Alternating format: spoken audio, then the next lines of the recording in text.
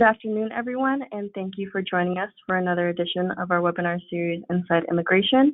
Today, we're joined by panelists like Green and Spiegel, Valerie Kleinman, and Emre Esensoy. Please feel free to ask any questions via the pop-up text bar on the right side of your screen, and we will do our very best to address them at the end. If the panelists do not get to your question, you can contact them through the information on your screen now. And with that being said, I'll hand things over to our panelists. Great, thanks, Danielle.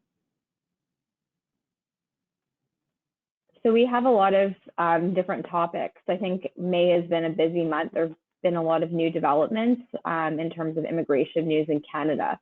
So our first update, when we planned to discuss our express entry update, we had a few things in mind, but there's actually been some changes announced today. So we have even more to talk about. So our first update was just going to be to let you know that there was a draw last week. The cutoff score was 488. It was an all-program draw. We haven't had an all-program draw in quite some time, so the score was quite high.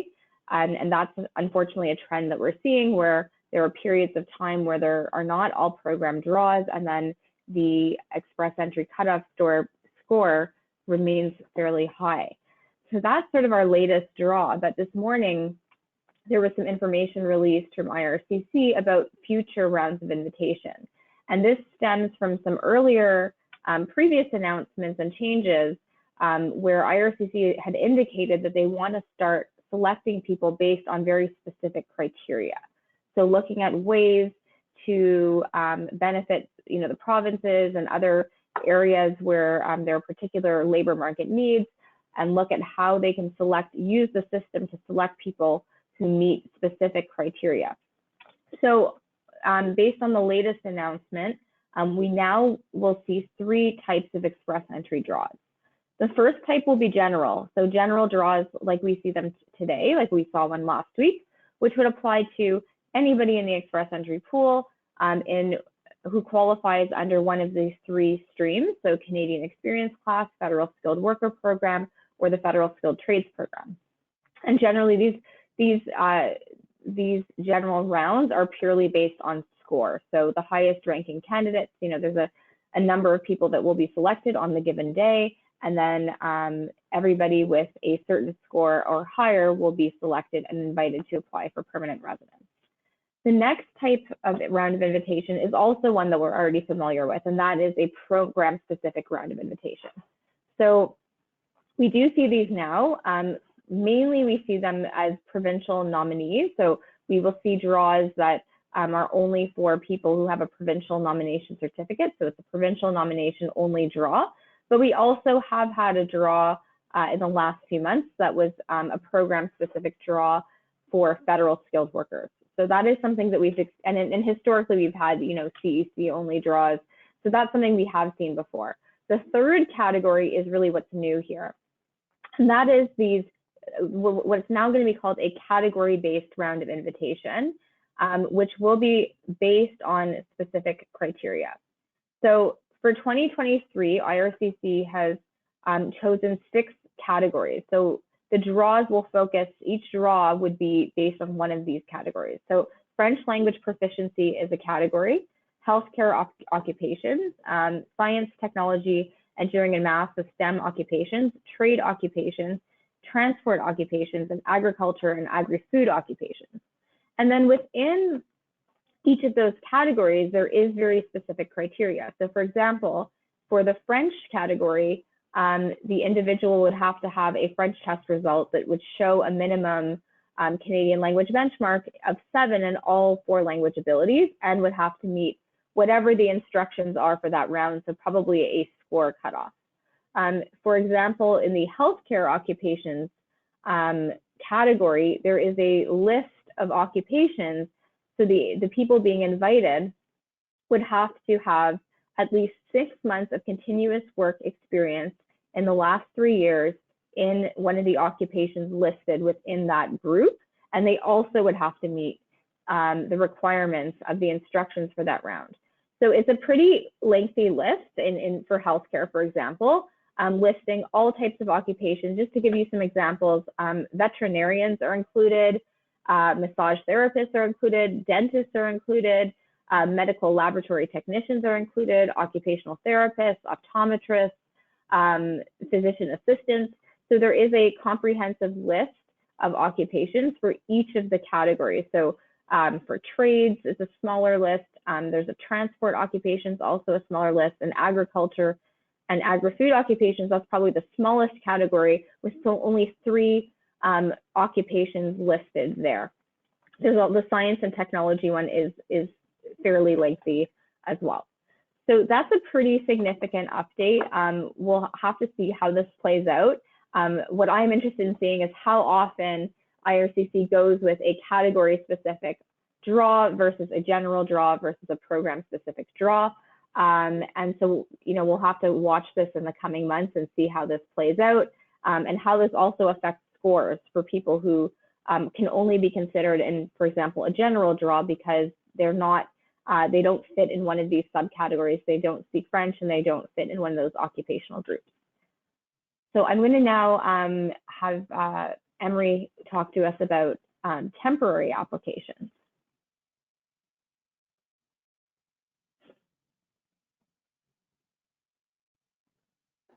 Hello, everyone.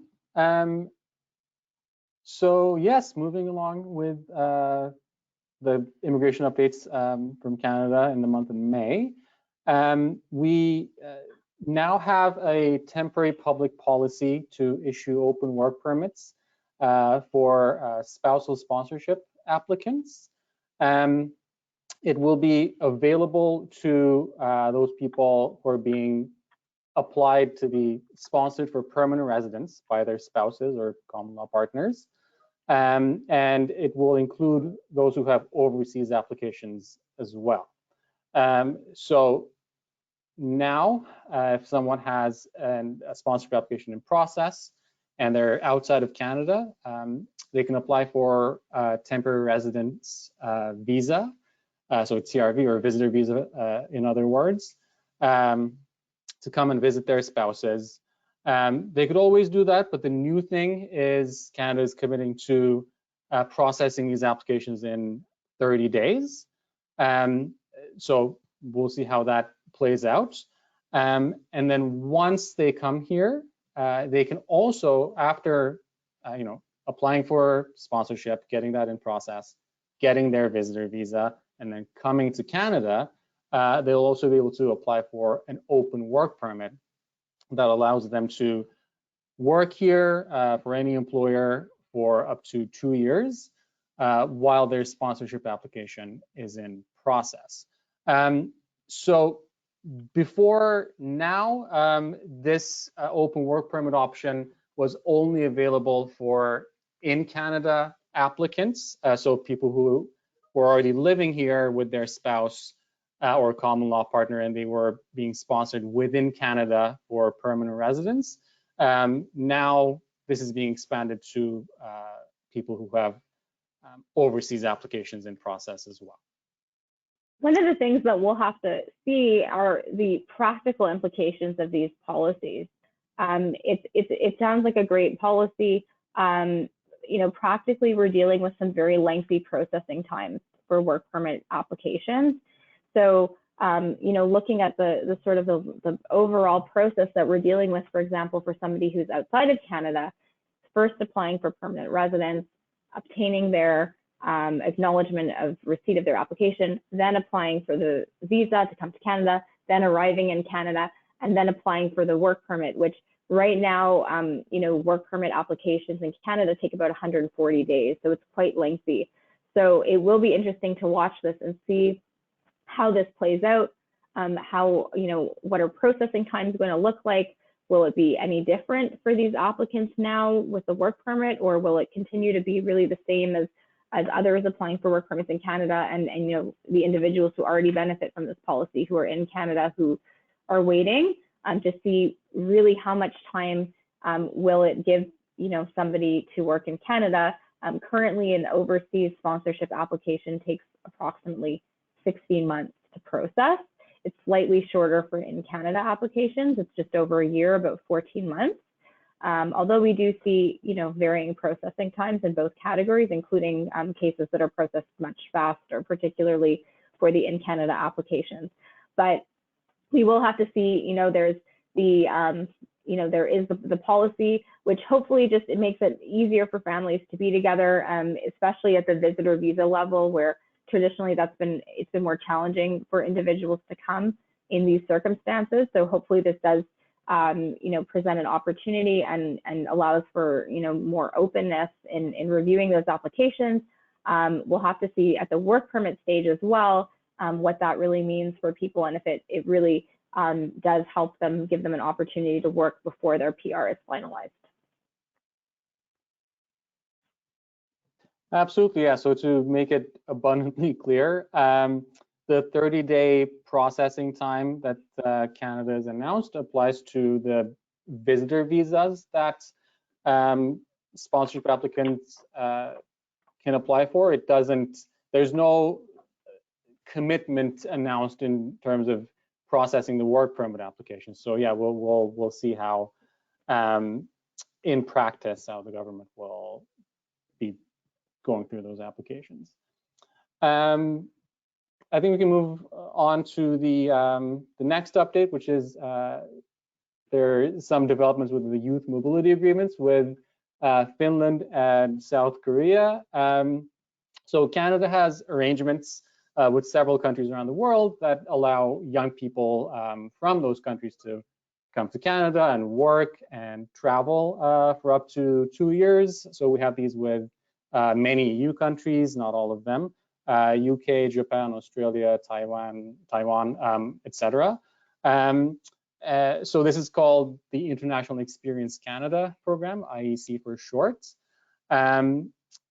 Eligibility requirements, conditions vary slightly with each country, but in a nutshell, they can get something called a working holiday work permit, which is an open work permit.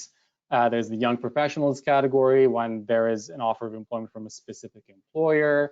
There's an internship category as well for students. So that's the IEC, and on May 19th, Canada announced that Finland is going to join the IEC program as well. Come 2024, it will apply to young people who are between the ages of 18 and 35, inclusive, and they'll be able to benefit from the working holiday, the internship, and the young professionals categories. They'll be able to participate for up to 12 months per category. There's no information yet regarding how many times they'll be able to participate in the program. So with the IEC, with arrangements with some countries, the applicants can only get one IEC work permit in their lifetime. With some other countries, they get to do it twice, but in a different category. So again, there are different rules. So again, there's no announcement yet on how that's going to work with Finland. So that's something to look forward to in 2024. So it's not open yet, but it is set for next year.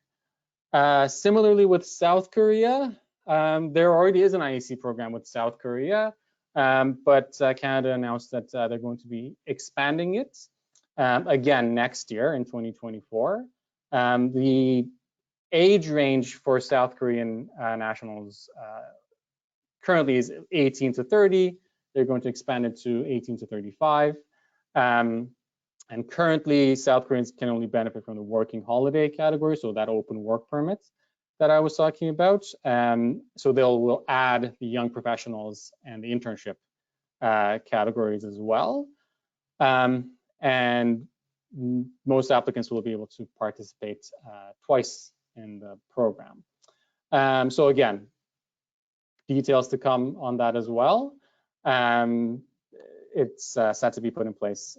It's a great tool. Like the IEC program is a great tool, both for individuals and employers. It's not often thought about, when, for example, an employer has somebody, a new candidate they're considering. This can be something that can be used particularly for young people who wouldn't ordinarily be eligible for a work permit. They don't maybe have the experience to go through an LMIA. They don't, they don't qualify for an LMIA exempt category through a treaty or an intercompany transfer. It can be a great opportunity and a great way for someone to start in Canada, and potentially, if they do have the points and the work experience after a year, maybe even can qualify for PR depending on the case and the individual and their circumstances. But it is a way that many people do start off here in Canada, and can even be used as a tool for people who already are here sometimes. And, maybe they are on a post-grad and they can't get a post-grad again, or there are a variety of scenarios where we might look to this as a tool. And because there's so many different countries that participate, it is something that, we do look at as an option. Yeah, it's a great program. The country-specific variations are very important here, so it's important for people to look at, the instructions for the country where they're coming from. With some of them, there are more opportunities. With others, they're more limited. Some require residence in other countries. There's very specific rules. And I think it's great that Finland and South Korea are going. Well, South Korea again is already in the program, but Finland is being added, and there are more opportunities for South Korean young people as well. That's going to be a good opportunity. So that's a lighter topic. Moving on to a much sadder situation, which is the armed conflict going on in Sudan. Canada has put in place a few temporary measures in response to that that help a limited group of people, but it's definitely still something to look into and consider for yourself to see if it applies.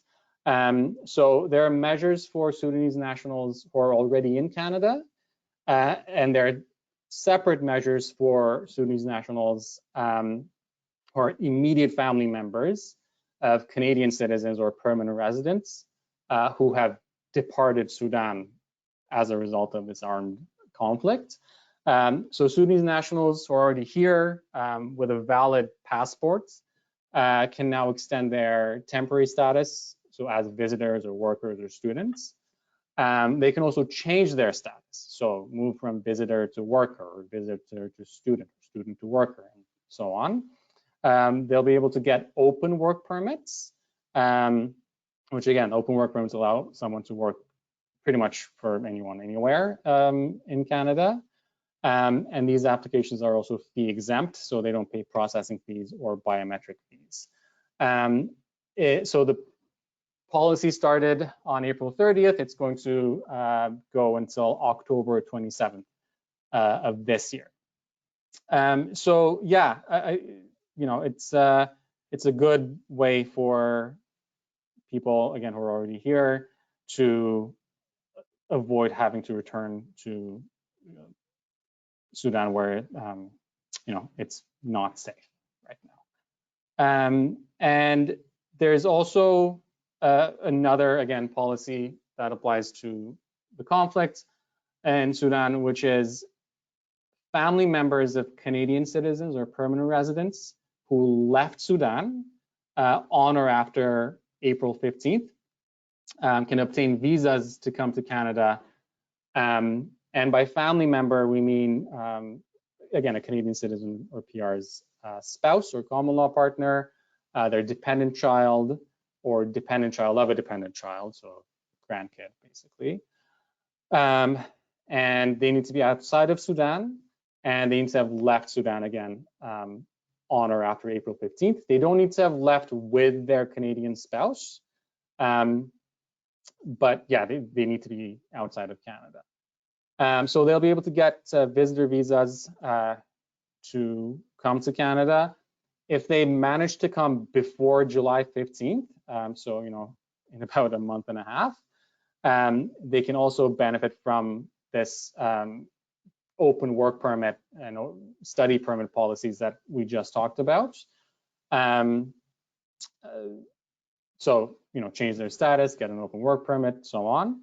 They'll also be able to apply for permanent residence under the family class, so to be sponsored as a spouse or a child for free. So the processing fees are being waived for them as well. Again, this policy is in place from May 1st, 2023 to April 30th, 2024. But the key takeaway is that people who are eligible for the program need to come here before July 15th to be able to benefit from the open work permit policy. So yeah, again, it's limited to a certain group of people. Not everyone who is affected by the conflict in Sudan can benefit from this. But yeah, it's a good facilitative measure for those who can to get them to safety as quickly as possible.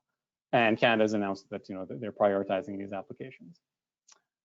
And last but not least, we have the extension of the Agri-Food pilot program. So the Agri-Food pilot is a pathway to permanent residence for some foreign nationals who work in the agricultural industry. It allows temporary foreign workers in those industries to apply for PR when they meet certain requirements. So they need to have at least 1 year of non-seasonal full-time work in the last 3 years in certain industries. So there are categories under the agricultural sector. Have a full-time non-seasonal job offer outside of Quebec, again in that agricultural industry. And there are also certain language and education requirements as well. It's a pilot program, so pilot programs have expiry dates. It was going to expire on May 14th, so a couple of weeks ago, but it's been extended by another 2 years, so now it will run until May 14th, 2025. It's being extended and I would say enhanced as well, but those changes are not implemented yet. They're going to be implemented in stages. Yeah, so they're going to lift the caps on the number of applicants, and family members will also be able to apply for open work permits as well. Yeah, so that's kind of that in a nutshell, and we'll keep people posted on as the new changes are being implemented on the Agri-Food pilot program. So these are the major updates of the month. I don't know if there are any questions or if anybody had anything they wanted to ask. Wait a minute and see.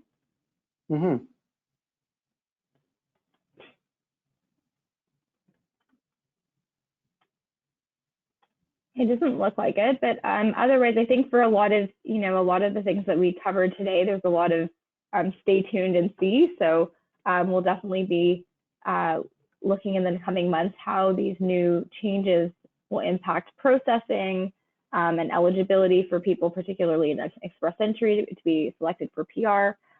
So no doubt in the coming months, they will be the topic of other webinars and discussions as we have some time to see how these changes are rolled out and how they affect applicants. So thank you so much for joining us today. Yeah, thanks everyone. See you next time. Okay, so that's all the time we have for today. I'd like to thank everyone for attending today's webinar, and special thanks to Valerie and Emre for sharing your expert knowledge. Thank you very much. If you'd like to discuss today's topics in more detail, you can reach out to both of them using the details on the screen now. And I encourage everyone to sign up for our e-alerts and follow us on social media to keep up to date with the latest developments inside Canadian immigration. Thanks again, and have a great day. Thank you. Have a great day.